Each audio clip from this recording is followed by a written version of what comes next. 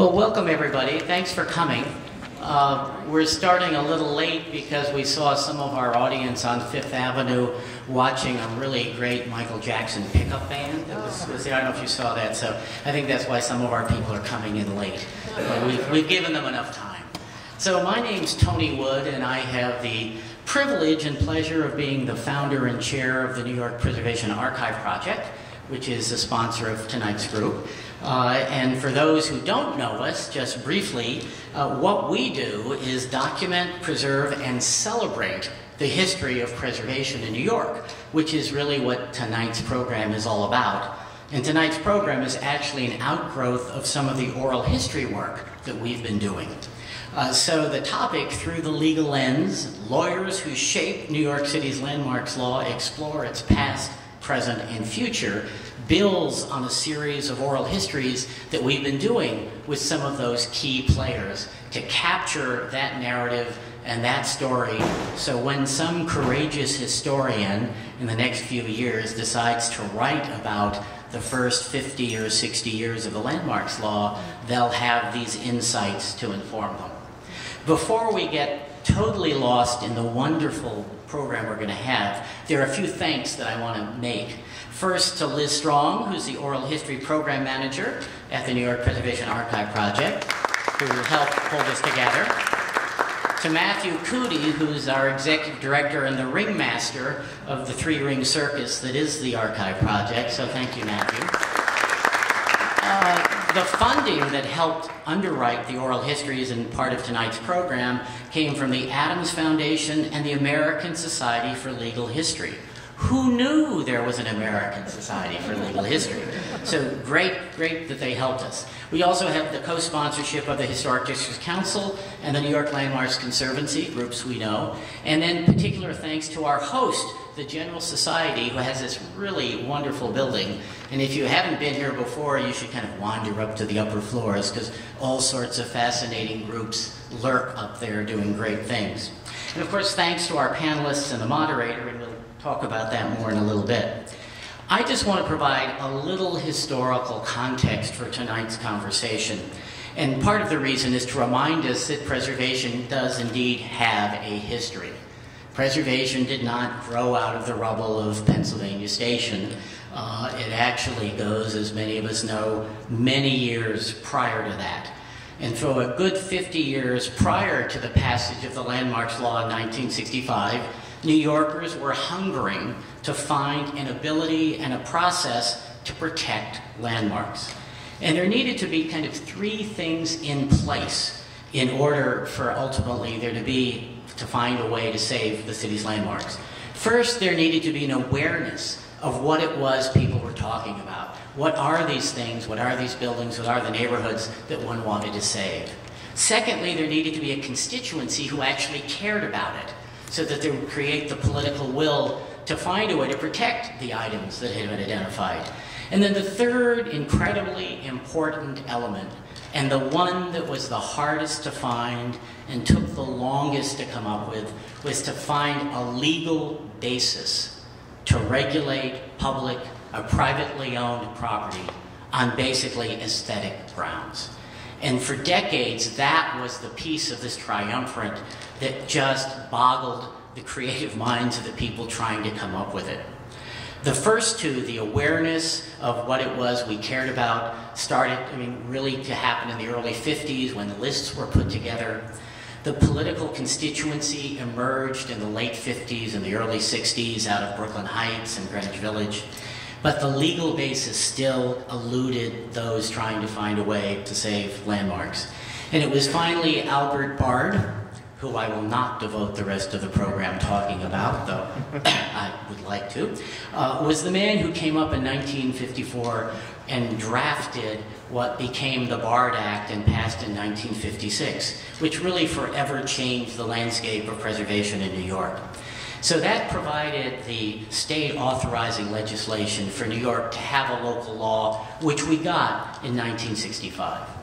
But that law, we have to understand, was the result of years of effort, years of losses, and really the ferment of many, many New Yorkers and neighborhoods. So when we finally got the law in 1965, it was too precious an accomplishment to risk.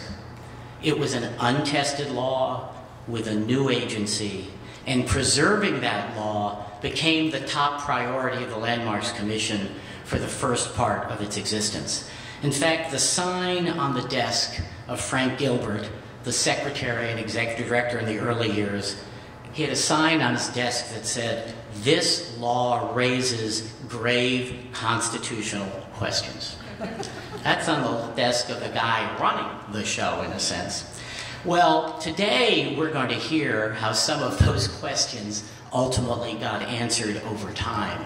Some of the key legal decisions that created kind of the firm underpinning for what we now have today as the robust and probably the best law in the nation. So we're going to hear about that from the panel today of people who were intimately involved in how that law played out, the legal decisions that helped kind of define and operationalize and uphold the law.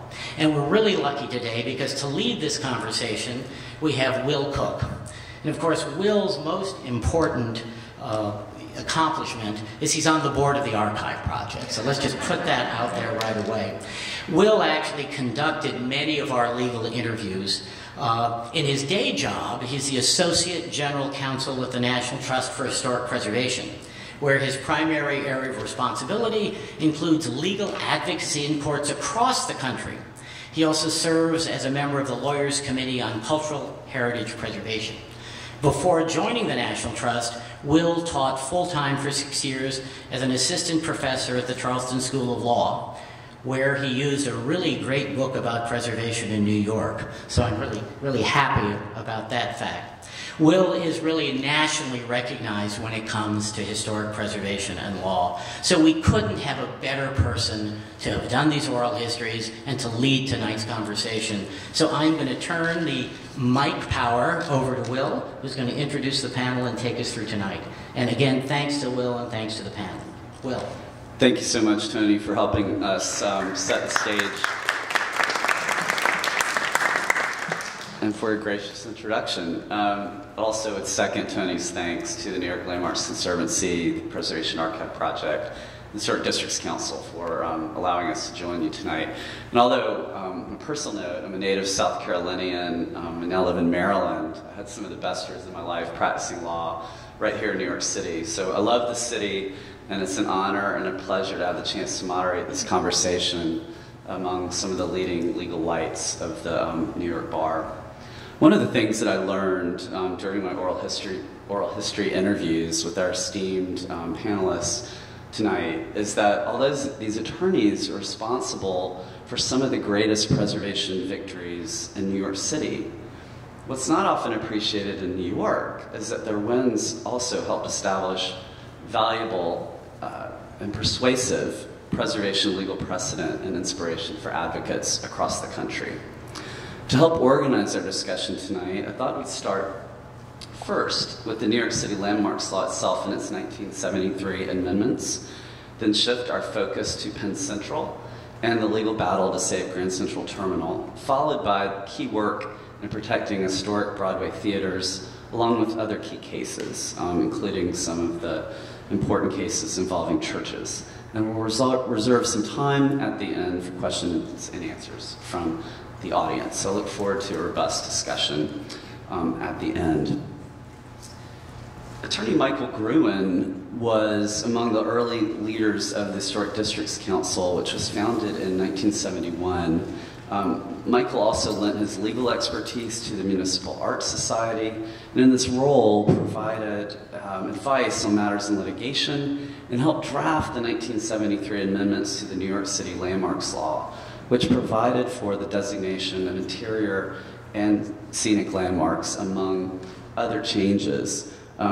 Michael, could you please tell us a little bit about your work in helping to form, first, the Historic Districts Council, and then in helping to draft the 1973 amendments and how they changed the legal landscape? Well, as to the Historic Districts Council, I'm not sure I was there when it was formed.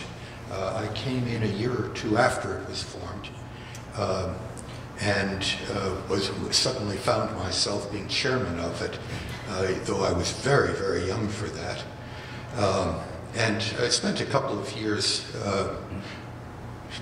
helping to move it along, gathering groups of people interested in historic districts, and I think then turning it over to somebody else. But it got a little bit further off the ground. The 1973 amendment period was interesting. I was very involved in the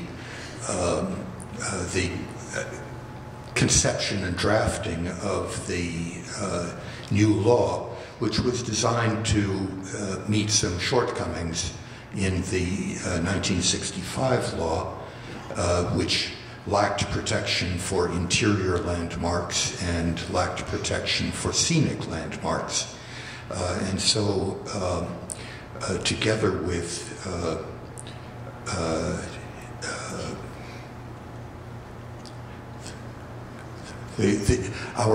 one of our greatest leaders, whose name I'll think of in a moment, we worked also closely with Kent Barwick. He was very involved in it, and just figured out how we could deal with issues of religious organizations being involved and being sensitive to any kind of interference with their religious activities, and commercial interests being sensitive about having to control what goes on inside a commercial establishment, know that it frequently changes the design, the area layout, and may be impeded in doing that by having to face landmark controls. I'll introduce Virginia Waters more fully in a moment, but Virginia had deep experience in the area of interior landmarks. And during our oral history interview over a year ago, Virginia provided a wonderful account about her work in helping to secure the interior designation for the Four Seasons. Virginia, in your mind, what makes interior landmarking so difficult? Well, the first case that upheld the interior designations was the Broadway Theater case, and it was easy to explain to a court. When you go into a Broadway theater, they're very ornate and rococo, and you show them a picture and the judge can understand why this interior should be designated. But the interior designations was upheld in the theater case.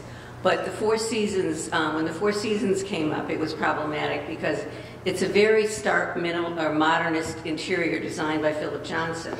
And so, depending upon the judge, you never know what they're going to think about modern architecture.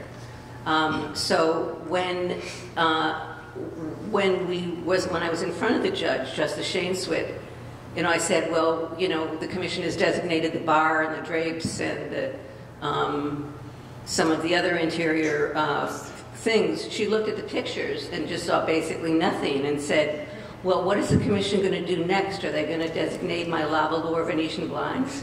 And I had to tell her what I tell all of the judges, or used to tell all the judges, was, Your Honor, it doesn't matter whether you like the interior or the exterior, or whether I like the interior or the exterior.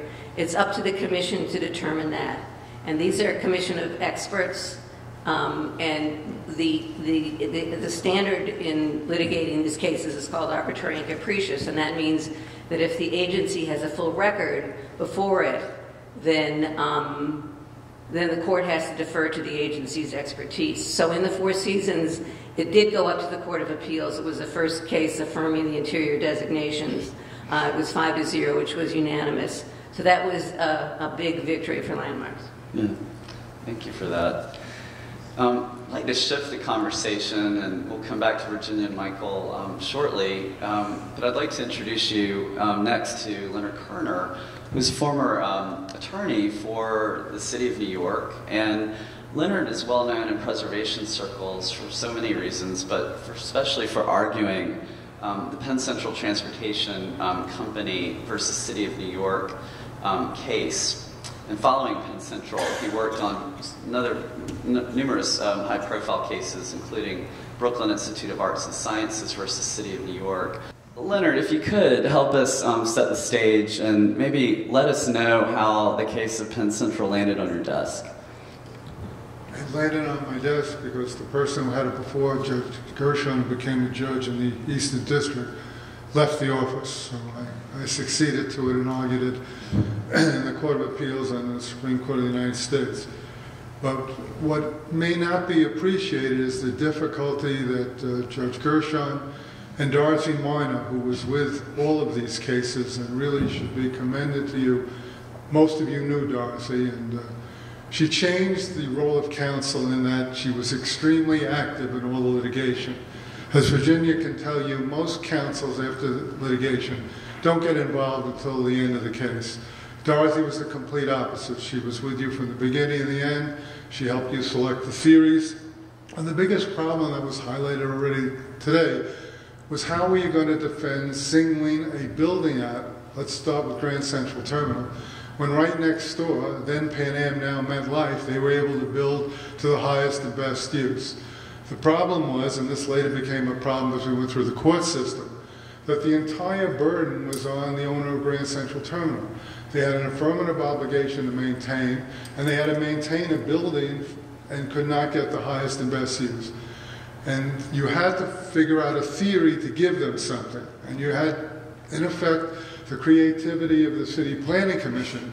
They created something called transfer development rights, or air rights, which essentially allowed the owner of the landmark to transfer the rights somewhere else. And they did an amendment in 68 and a second amendment in 69 to enlarge the pool of sites and to remove a 20% limitation on the amount of the space that you could transfer, again, to try to help the owner of Grand Central Terminal. Because in some ways, Grand Central Terminal was a good fact pattern because everybody knew the terminal. But the problem with the terminal was that at the same time that the litigation was being in effect, the terminal was in bankruptcy organization through Penn Central. And the bankruptcy judge had recommended that the terminal be eliminated and the high-rise be built to help its cash flow. And that recommendation became part of the opinion in the lower court and in the dissent in the appellate division.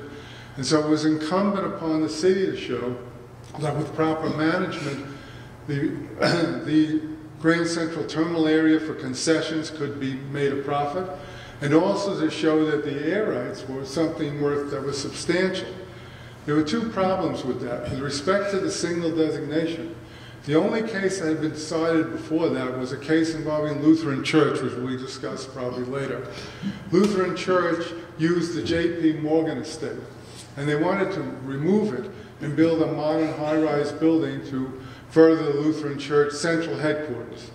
And the Court of Appeals said you can't interfere with religious uses, and they held unanimously that the landmarks laws applied to Lutheran Church was unconstitutional. With respect to air rights, it was also unfortunate timing in that there had been a park, some of you may know it, in the center of Tudor City. Well, Helmsley took over Tudor City, and the first thing he saw was green turned, but the green he was talking about was not parkland. The green he was talking about was money. And he wanted to develop that park in the center of Tudor City. So the mayor declared it a special parks district and gave him air rights, the newly created air rights. The problem was that Helmsley didn't own any property to which the air rights could be attached. So the first case that went to the Court of Appeals on air rights, the court held the air rights was no good, and the laws applied was unconstitutional. So you have two decisions, one rejecting air rights and one rejecting single designations. And that presented a problem for the lower court of Penn Central, and also presented a problem for the two dissents in the appellate division. And the theory which Judge Gershon and Dorothy tried to evolve was that you had to make this analogous to an exercise of the police power that involves large pieces of property. Zoning, for example. everybody except zoning. But that went up to the Supreme Court, and they upheld the concept of zoning. So how do you make landmarks analogous to zoning? Well, you say there's a comprehensive plan. You don't look at Grand Central Terminal. You look at all 400 single designations, 30 historic districts. You put them together and say there's a comprehensive plan. And that's what the city tried to urge to the court system. And this is what we went through the New York Court of Appeals, and Judge Breitel was the chief judge. And this is what we urged. And the first thing Judge Breitel said in his opinion, this is not a zoning case. He rejected the whole theory.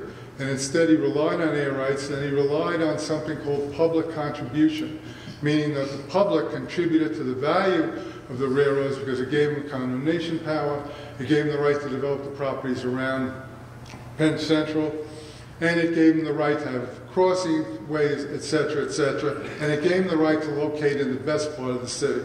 The problem was this theory had never been recognized anywhere in the country. And you don't want a theory that's out there, particularly if you're going up through the court system. And that was a problem. But when we got to the Supreme Court, we did not argue Judge Breitel's theory. And we argued again the comprehensive plan. And the Supreme Court accepted it, and it cited our argument on the and said it was analogous to zoning. And the dissent's problem is the same problem that everybody has. How can you burden a single property with an affirmative obligation to maintain and not the ability to do the highest and best use? But because of the constitution of the court at that time, you had probably more liberals and conservative members. They sustained it. Now look at it today. It just would have taken 2 votes. It was 6-3.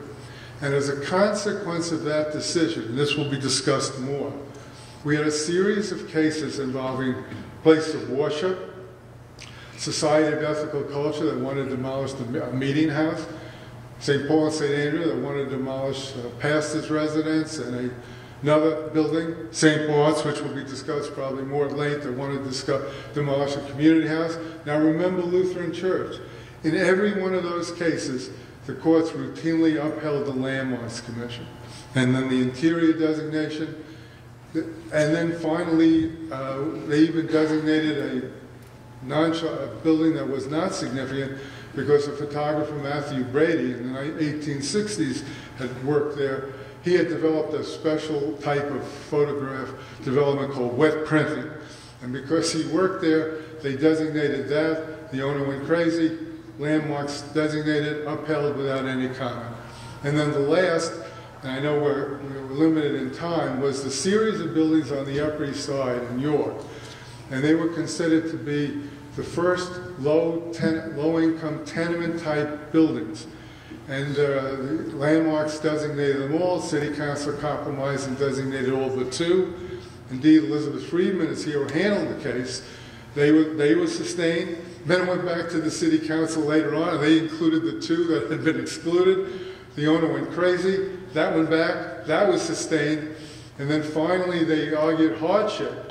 And Landmarks did a painstaking analysis. Mark Silverman did an analysis. That was sustained in federal court. I think you can see the trend. And the trend now is complete deference is given to the Landmarks Commission. So we went from everybody questioning whether Landmarks had the power to complete deference. And we've reached the point now of total acceptance, so much so that when I left the law department, there were hardly any landmark cases. We've now reached what we call, I guess, a good equilibrium, in that the commission is getting the deference it deserves. Yeah. Virginia or Michael, is there anything you'd like to add? Yeah, I was just going to say, so during the time before Penn Central, there was very little landmark litigation because everyone was too afraid. So the commission was basically only designating buildings with the property owner's consent. But after Penn Central came down, then the commissions just started to proceed ahead with litigation. So although the law is from 1965 onward, there really wasn't much litigation until after Penn Central came down. I just want to make one more comment. The lawyers for Penn Central ridiculed the notion that air rights could be worth anything. Yes. And that was their biggest point, that we were giving them really not much. And they also submitted an income statement in which they said they did the best they could with Grand Central Terminal, but the concessions really couldn't generate enough income. Well, now let's talk about today. As you know, they're building a monster building on Vanderbilt Avenue. There was a resolution passed which would allow the builder of that building to not use the air rights and make transit concessions and then get the right to build a higher building. Well, of course, the successor to Penn Central said, you can't deprive me of using my air rights. They're so valuable now. They're worth hundreds and hundreds and hundreds of millions of dollars. And with respect to the concessions not being able to be developed, you should be aware that now the concessions at Grand Central Terminal per square foot are the highest per square foot in the country. So while we don't get everything right, every once in a while government lawyers can be right. Michael, you have a point.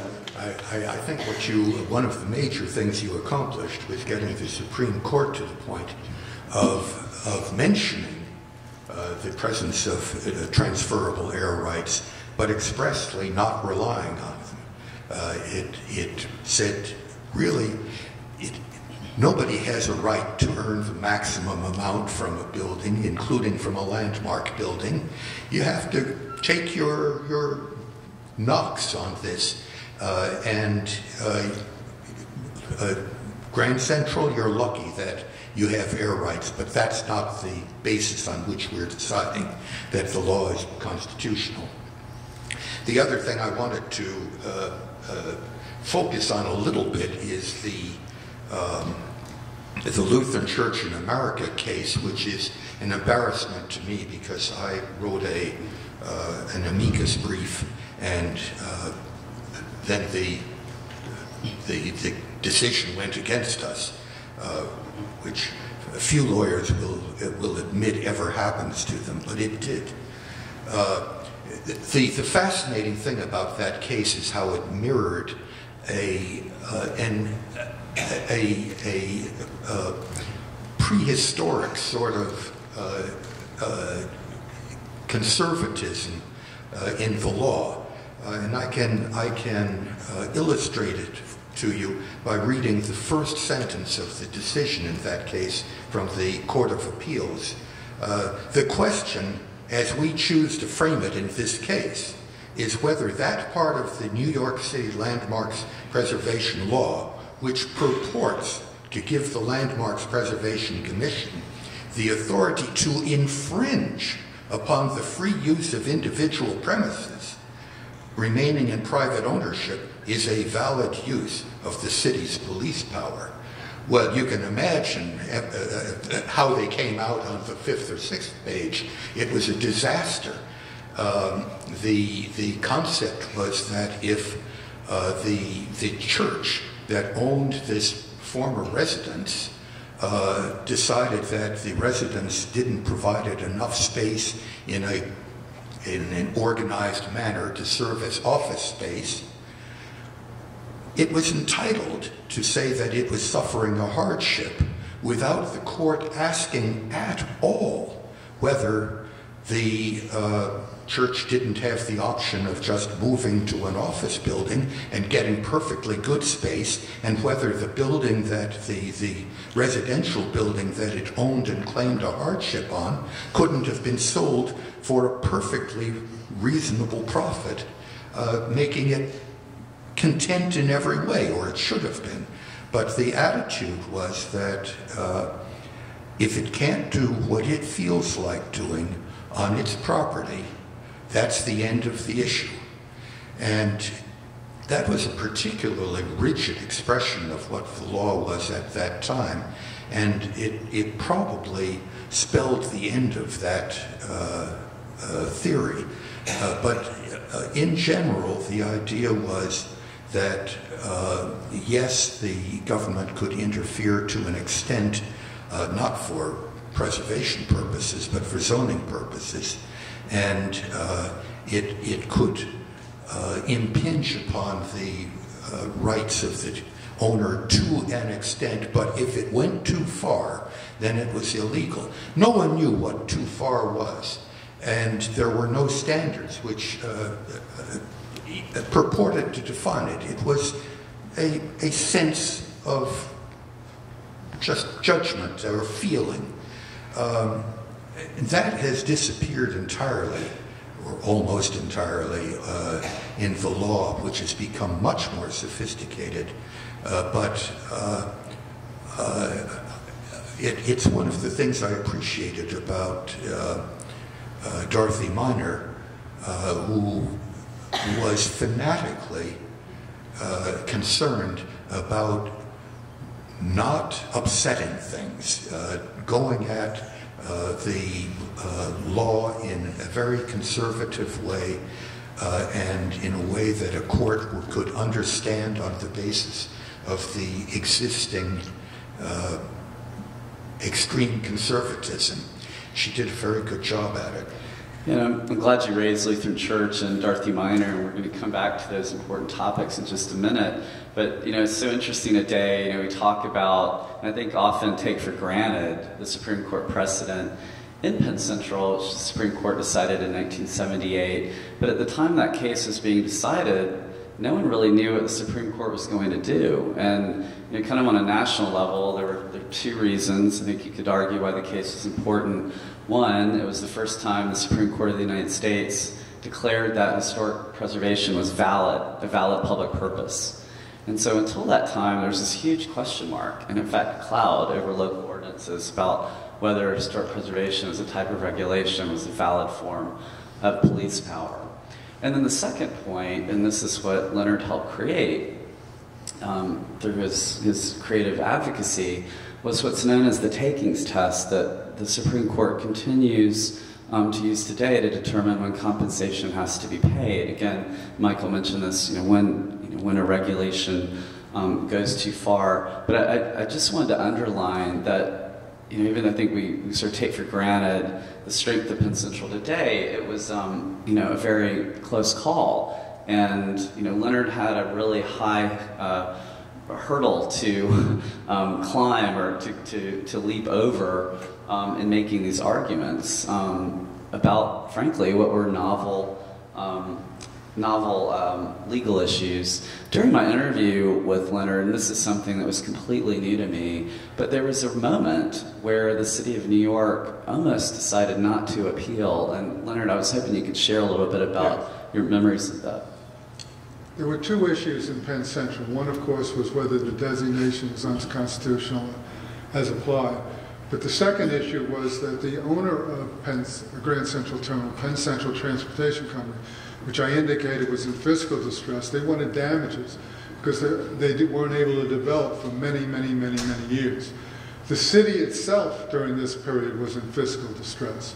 So there was an offer made by Penn Central after a favorable decision in favor of Penn Central by the lower court judge who was hostile to the city, that they would forego any request for damages if the city would not appeal. Now, the issue of whether you can get damages for the wrongful exercise of the police power was left open. There was a case called Rotkamp, which went to the State Court of Appeals, which indicated for permit wrongful issuance or declines of permits, you could not. But in Fred French, the Tudor City case, they did not decide that issue because Fred French had not raised it properly. So there was a chance the city would have to pay a large amount of damages if it lost ultimately in the Court of Appeals. And so there was a decision by the Corporation Counsel, tentatively, not to appeal. It was by Bernard Richland, was the Corporation Counsel at the time. And that's when people like Kent Barwick of City Planning, and more importantly, Jackie Onassis got involved and put a tremendous amount of pressure on the city, and they relented. And the city filed a notice and then proceeded with the appeal. Can I just say as well, at that time there was, I wasn't there, but I've heard the stories of that time, the outside advocates didn't trust the city and they wanted to have their own attorney argue the case before the Supreme Court. And the Corporation Counsel said no, he trusted Lenny, and that usually, a lot of times when a case goes before the Supreme Court, the Corporation Counsel himself argues the case. But there was such trust within the law department that Lenny was going to do the great job that he did, that not only did we say no to an outside firm doing the oral argument, but Lenny got to argue Lenny got to argue before the Supreme Court. Yeah, for any of you who've argued in court, I mean, I have to share this wonderful anecdote that Leonard shared with me. So, you know, he's in the Supreme Court in Washington, and you're there with your boss, and you know, at counsel's table, opposing counsel's table, I think it was Covington and Burling at the time, you know, has a table full of binders. And you had this wonderful account of you with your boss asking you if he could see your briefing notes, and you wrote on a pad to him. What did you say? Mr. Chief Justice and members of the court. And Leonard said in this interview, he turned colors. I thought afterwards that I should have told Alan in advance, but that's the hallmark of an amazing appellate lawyer. Is that, and then, appellate judges in particular are impressed when lawyers are able to argue extemporaneously without notes. So we'll come back to these interesting church cases in a minute, but I wanted to share with you some of what I learned during my interview about Broadway theaters with Virginia Waters, who's had a lifelong interest in preservation. Virginia began her professional career working in New York City, specifically in preservation law, and as a young lawyer. We'll talk more about Dorothy Minor too later in our program. Through work with the New York City Landmarks Preservation Commission, she helped to develop key strategies for dealing with demolition by neglect and the calendaring of buildings and districts. I hope you'll also share with us a little bit later, Virginia, your role in helping to develop the Transferable Development Rights Program here and its impact on preservation. But one of the things that struck me during my interview with you was that you were so inspired by the Broadway theaters. So on a personal level, I was hoping you could share with the audience about why theaters are special to you. Well, I was there yesterday. I saw Hello, Dolly. I go to the theater as often as I can, and every time I'm there, I look around at the interior and say that I had a role in saving these, and these theaters will be here for a long time. What happened was, in the theater case, is that, well, Broadway has the largest concentration of legitimate theaters in the world, and tourism is New York City's #1 non-manufacturing industry. And when people come to New York, going to a Broadway show is the single most important reason why they came to New York. So at the time the case was litigated, which was in '89, the theaters weren't doing as well as they are now. And the theater owners were saying, our theaters are empty, we're not making any money, what are we going to do? And what happened was, just like Penn Central, the demolition of Penn Station led to the enactment of the Landmarks Law. The demolition of the Helen Hayes and the Morosco Theater back in 1982 led a great outcry for people in the city to start doing something about the Broadway theaters. So starting in 1982, from 1982 to 1987, Landmarks had hearings, 29 public hearings on all of the Broadway theaters, 28 of them. And well, there was more, but it got narrowed down. So the record in front of the commission was 7,000 pages. And while I'm here, I just want to say something about landmarks and how great they are. I mean, the thing that I enjoyed most in my 30 years working at the law department was getting to work with landmarks. First with Dorothy, and then with Mark Silverman, who's the general counsel, who's here, and John Weiss, who's with him, who's his deputy. He does affirmative cases. And they were a joy to work with, and they also understood the importance of coming up with a great record and coming up with a great designation report. Because if you had, in the earlier days, the designation reports were very short, but as the years have gone on, they've become more detailed, and they're much more easily defensible in court. So in March of 1988, the commission designated 28 of the Broadway theaters, interior and exteriors. And the theater owners, the Jansons, the Nederlanders, and the Schuberts, the three major owners, got together and filed a lawsuit. And they had a number of claims. One of the claims was that the commission was designating an industry and not individual buildings. And the court found what was evident from the 7,000-page record was that the commission had looked at the validity and the importance of each one of the theaters. That the commission didn't just come in and say, oh, let's designate all the Broadway theaters. They looked in great detail at each one of the individual theaters. Theater owners also said that it wasn't fair to designate interiors because they weren't going to be able to mount shows that they wanted to mount with the changing technology, etc. So the commission came up with guidelines on the interior of how to do quick changes to Broadway theaters. And I remember during oral argument telling the judge, well, if the helicopter can land on the stage during Miss Saigon, then there should be, you can see that we're open to theater owners being able to make changes. And so as far as the theater owner being designated as an industry, the court found no, that we had designated 28 individual theaters and not an industry. And also, as was mentioned, this was one of the first appellate division cases where the court found that the designations didn't just have to be architecture. It could be culture as well, which was important, and then other cases have built on it later. But they were one of the first appellate divisions to decide that the court could look at cultural things, just like the commission designated Stonewall last summer. The ability to do that has changed over the years, and that's because these cases have been built over the years, authorizing what the commission does. They also said that this was going to have effect on their use, and the commission pointed out that we weren't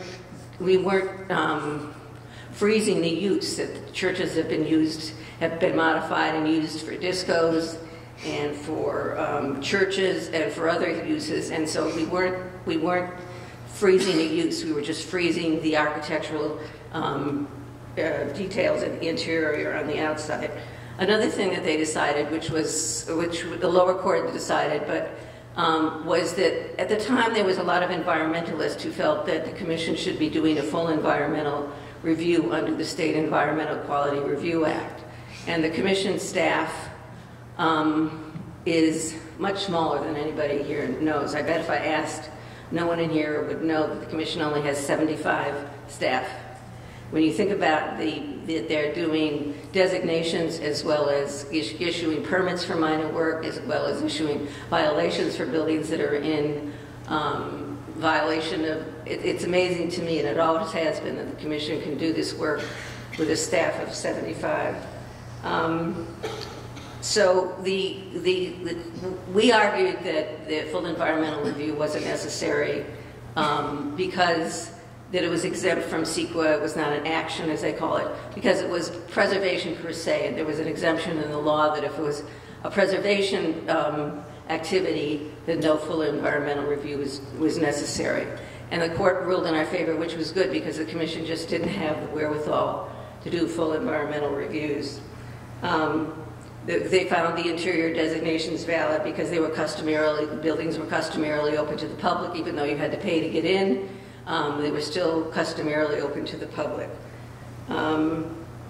So what the theater owners really wanted was at that time, the transferable development rights at that time from landmarks could only go across the street, catty corner, or to the adjacent building.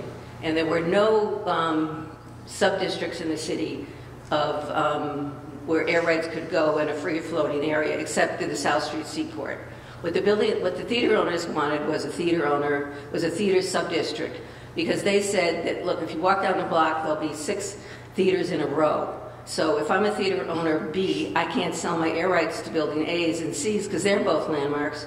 So who am I going to sell my air rights to? And we took the position that at that stage, a third of the theater owners' air rights had already been transferred, and that no building owner is entitled to have all of his air rights be sold, as long as the building could be currently used for, currently could make a profit. So even though we won that case and their right to file a form of sub-district was not decided in that case, but that was really what was going on. So years later, after we had spent all this time and effort litigating that it was not necessary, the city planning decided to give the theater owners a sub-district. And since then, there's been new sub-districts. There's a Grand Central sub-district, And now there's the Mid-County zoning where air rights can go in much, much greater areas than they could have in the past. But the court found that there was no constitutional taking, and that the theater, you know, it upheld the designation of the Broadway theaters. Yeah. Thank you for that. We've heard a couple times tonight from our panelists about this wonderful attorney named Dorothy Miner, who's unfortunately no longer with us today, but I wanted to read a quote from one of my oral history interviews with Gabe Tausig, who was an attorney for the city under 5 mayors, and ask you just for a brief comment and maybe a personal anecdote about your work with Dorothy Miner. And this was from Gabe Tausig's recognition. Dorothy Miner was crucial to the New York City Law Department. She was completely committed to Landmarks Commission, its work to preservation. She immersed herself in the cases. Quite honestly, she was involved in the case to the point that some lawyers pushed back because they felt she was too involved. But I think she was vital to the attorney's ability to understand the law as well as the specifics or the merits of particular Landmarks Commission action. I couldn't say too much about that. And Leonard, I remember in your interview, you were once quoted, you remember saying that the two of you spent almost 8 hours arguing over every sentence. As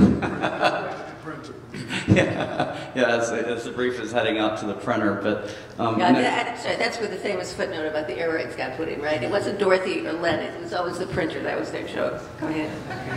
Yeah, but I know, Virginia, you worked very closely with Dorothy and Michael. I'm sure you knew her well as well. Yeah, when I came to the law department, I really wanted to do landmarks cases, and Dorothy was slow to learn to trust people, but I reminded her that I had met her at a preservation event, and she had on a red Chinese jacket. And then suddenly I became okay, because she realized that she had met me at a preservation party before at a law department. But her handwriting was the worst ever, and I was voted the second worst handwriting in the law department. But you would tell her that you had to have the comments by 4 o'clock on Thursday, and she would call at 9 o'clock on Friday morning. So and it used to just drive people crazy because, you wanted her input, but she was always so busy that she never had time to do it on time. So we began to lie to her to tell her about when we needed our comments, so the day before they were needed. But she was a wonderful person. Her whole life was landmarks law.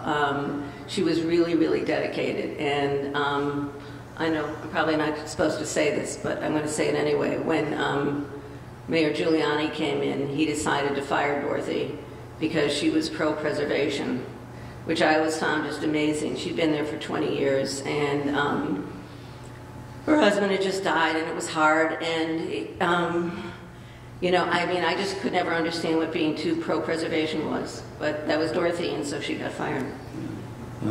Michael, any favorite memories you'd like to share? Well, I can think of the kind of thing that Dorothy would have had a real issue about. In the 1973 amendment, when we added interiors, there was a question of how you justify the infringement on the owner's privacy in the interior. And the theory arose, and I think it was from Eddie Kostikian, that we should adopt the concept used in the Civil Rights Act, that it should be, the areas subject to regulation should be those that offer public accommodation, meaning restaurants, hotels, transportation facilities. Those are areas which had been regulated under common law, and there was a history of people in those industries succumbing to some degree of regulation. However, the problem with it was that that didn't cover banks and apartment buildings, all kinds of buildings where there is fabulous interior architecture that you want to be able to regulate. So although I can't say that the outcome on this was fought by by Dorothy, that would have been a typical kind of discussion. Dorothy would have said, well, we have a safe point if we depend upon the common law and the Civil Rights Act. We've got something to fall back on. And though others, such as me, who are not so careful, would have said, yes, but we have to have governance over banks and such institutions. Well, however it was, the wording of it did finally come out, not referring specifically to the traditional areas of interior governance, but I'm sure it was a tough one. Yeah. One final question. I'd like to open the floor to a few questions, and we'll certainly continue the conversation during the reception. But if you could, and maybe starting with Michael, I thought it'd be interesting for the audience to know about, what are some of your hopes about New York's preservation program in the future and how you would like to see it evolve? Well, this is a sensitive issue, and I can raise it in this group only because we're all so friendly with people working for the commission. A pet peeve of mine, and I've shared it with people who agree, is that first of all, the developer who proposes or brings in a project for approval by the commission not only gets endless conversation with the staff in private, but at the hearing gets unlimited time to present his point of view. The public, on the other hand, gets 3 minutes per person, sometimes only 2, and is placed at the back of the room where in a situation where all of the commissioners are facing the front. So it's very difficult to communicate with the commissioners under those circumstances. And although my experience is that I give them kudos for the intensity of their actual attention to our 3-minute presentations, one feels a little bit shortchanged, and I think that that's something that the commission might want to consider sometime. A second point that intrigues me, especially since we moved to Queens 5 years ago or so, is that we're accustomed in looking at historic districts to see really special architecture, usually high class and very attractive. There is architecture, though, in Queens, for example, which is typical of streets that are intriguing in their own way.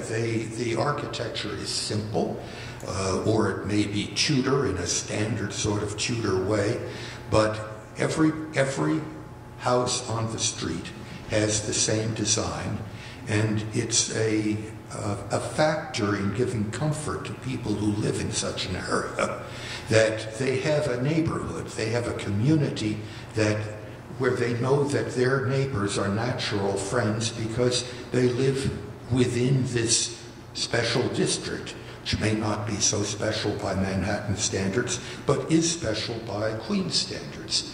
And I think that it may be worthwhile to provide some kind of preservation status to these kinds of streets, which may not be as rigid as it is for presently designated historic districts but would be worthwhile for using the preservation concept as a community building concept. And Virginia and Leonard, your thoughts about the future of preservation in New York? Well, for a background, I just think people should know that there's 36,000 buildings that the Commission has jurisdiction over, both individual and in historic districts, and it's 29% of Manhattan and 5% of all the cities. So I live in an outer borough. I wish my neighborhood were landmarked for the same reason yours were. But, you have to, one of the things that's come up over the years is the Commission is made up of 11 experts, and the courts and have to defer to their expertise. And one of the things that I've always been upset about is these commissioners work very long hours on Tuesday. There was a big to-do about whether they should get paid for lunch or not. These are unpaid commissioners. Most of the city land use agencies, the commissioners are full-time and they get paid. And I really wish that the commissioners would be full-time and they would get paid. I think it would add status to the work that they do and enable them to do more and varied work. And last but not least, Leonard. As far as I'm concerned, the state of the law is terrific for landmarks. The deference is given to the agency. The only thing to fear is the change of the Supreme Court. And as we know, change is in the air. It certainly is. Well, on that note, I'd like to open up the floor for a few minutes to audience questions. Mark Silverman. I just would love to hear everyone talk about the issue of the RLUIPA and the Religious Land Use Institutionalized Persons Act, and what effect you think that may have on historic preservation. There's very few cases where preservation is really at issue, but I'm just curious if you have any thoughts or forecasts. I don't think it's going to change the law. I think as long as the organizations can continue to do what exactly they're supposed to do, I think they will be subject to the same rules as everybody else. I don't think that would change the law. But as I said, if a court is looking for a hook and the court has changed in its constituency, we may have a little bit of a problem. And we have to Thank you. My question is, you say that the law is strong and safe. Actually, I wonder about that. All over the city there are preservation organizations that are up in arms about a lack of attention by the current Landmarks Commission for designation, extension of districts, etc. And their fellow preservationists and organizations saying, don't sue the Landmarks Commission, don't tamper with the law, because REBNY and the powerful real estate interests and politicians will swoop in and dismantle it and take it apart. So what is your take on that option and what the vulnerability of the Landmarks Law is from such lawsuits? Article 78. I've lived through 5 mayors, and each mayor has had a different position on, not different, but some of them have been more pro-landmarks than others. But, when Mayor Giuliani was mayor, nothing got designated without the building owner's permit. But that didn't mean that the law was injured or that the case law was still not developing. So I think that the landmarks law isn't a agency that sits out by itself in some sort of little pristine chamber. It's part of the city, and it's a mayoral agency. So when the mayors change, sometimes the way or the how landmarks law is enforced changes. But I think that over the long run, that the law is strong and will continue to be upheld. I think that you raise a good point about opposition. I think that REBNY in general is interested in new construction. But I think that what makes New York distinctive is that it has a history that's present and obvious. It's part of our existence. And it makes New York so much more interesting than Houston. It gives people a sense of of relationship to the past, of an appreciation for history, of an appreciation for diversity, and I think it's extremely important that the landmarks law remain strong and strongly encouraged by the public.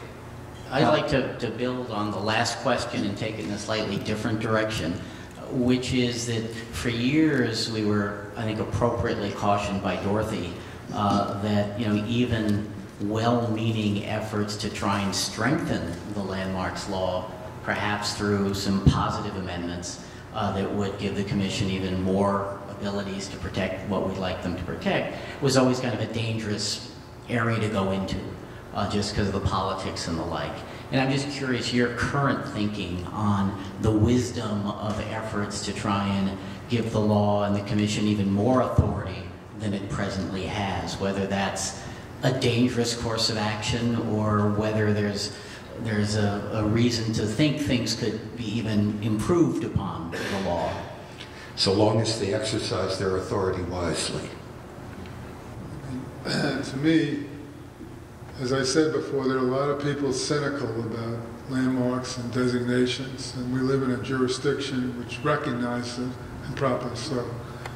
But to the extent that you make things more burdensome for individual property owners in today's climate, there's a risk. Indeed, one of the things that separated New York from the rest of the country was the fact that it was called a continuing obligation, that if Penn Central 20 years from now has a problem, a hardship, they can always go back to the Commission and say, even though we lost in the Supreme Court, now we have a hardship. And that, in effect, is what the Supreme Court relied on. It's that continuing rule.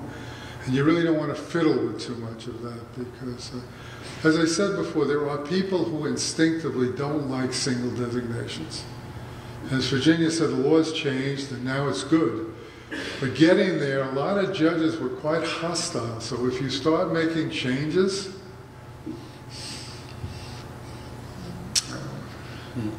Virginia, did you have anything to add? I think that the fact that the Commission does such a great job in terms of coming up with administrative records which are upheld by the courts on an arbitrary and capricious standard, the major goal of what we need is already in the law.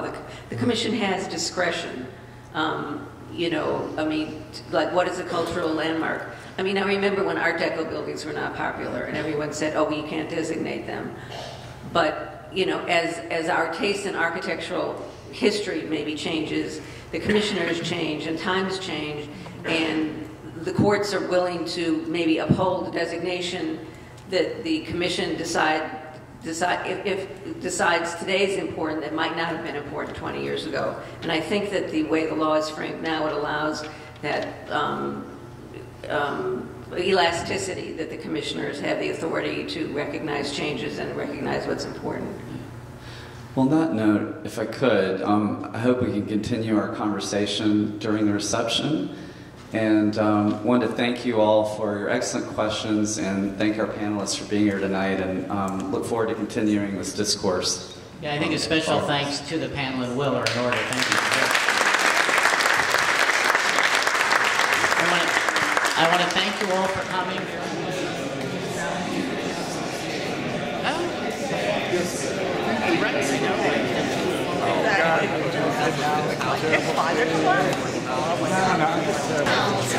That brings you out.